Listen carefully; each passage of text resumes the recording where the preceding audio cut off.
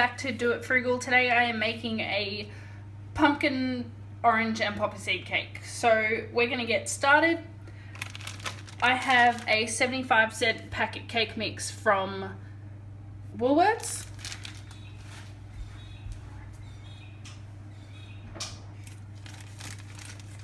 And you don't need to use any kind of fancy cake mix for this, just the 75-cent packet one will do. I prefer using cake mix for this recipe just because it turns out, in my opinion, it turns out much better. 85 cents. What I've got next is 2 large eggs,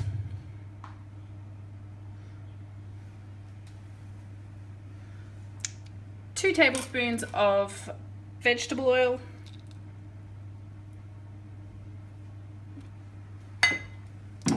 2/3 of a cup of milk, and I have pumpkin which I've steamed and then pureed. If you want to use canned pumpkin you can. I can't find it here for the life of me. It's not something that we can find in supermarkets here in Australia, at least not in my local supermarket. So I've gone ahead and made my own by steaming the pumpkin in the microwave and then pureeing it in a blender.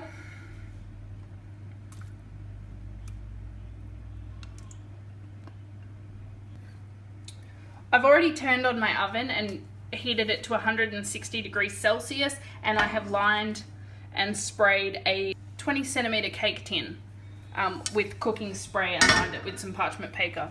So what I'm going to do now is I'm going to make some noise and whisk it up until it's combined, and then for another 2 minutes on medium with my blender. I'll spare you that noise.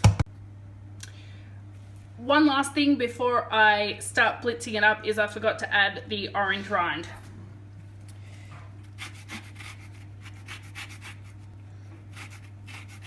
So I'm just going to take the rind of one orange. You want to go only as deep as the rind goes. You don't want to get to that white pith, otherwise it'll be bitter.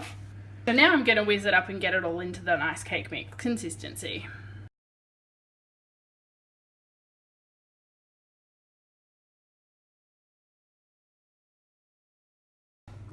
Okay, the 2 minutes are over.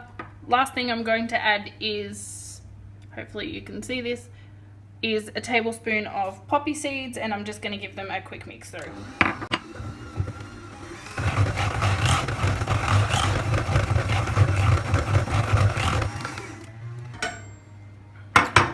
Here we go. I'm going to pour it straight into my baking tin.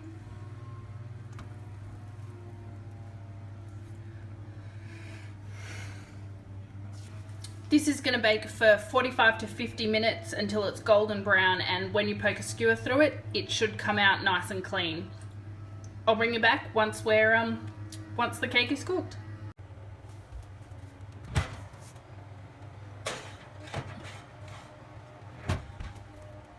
So I've taken the cake out of the oven, it's cooled slightly. I'm actually taking this one to a friend's place for dessert tonight, so it's still just a little bit too warm for me to put the glaze on it, but I will show you how we're going to make the glaze. So here I've got a cup of icing sugar along with about 1/4 cup of orange juice. We're not going to need all of the orange juice.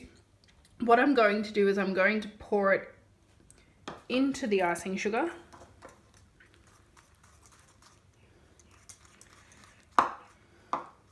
And you want to add enough juice so that you get an icing that is the consistency of about thickened cream. And as I said that we won't be using all of the orange juice, I actually think we might be.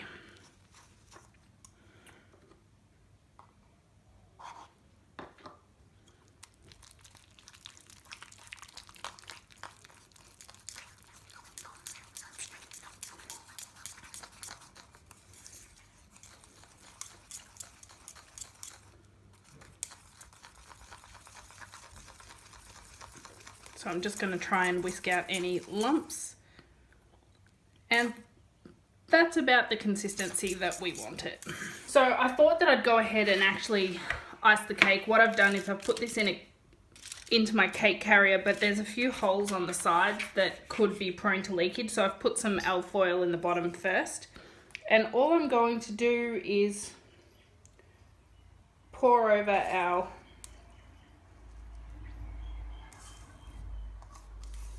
glaze.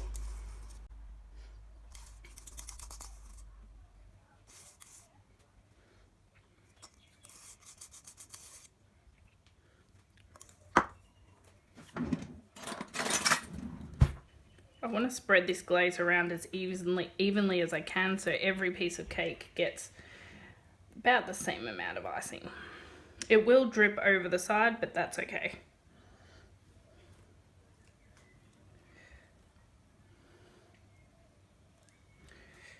That's always the great part when you cut up the cake.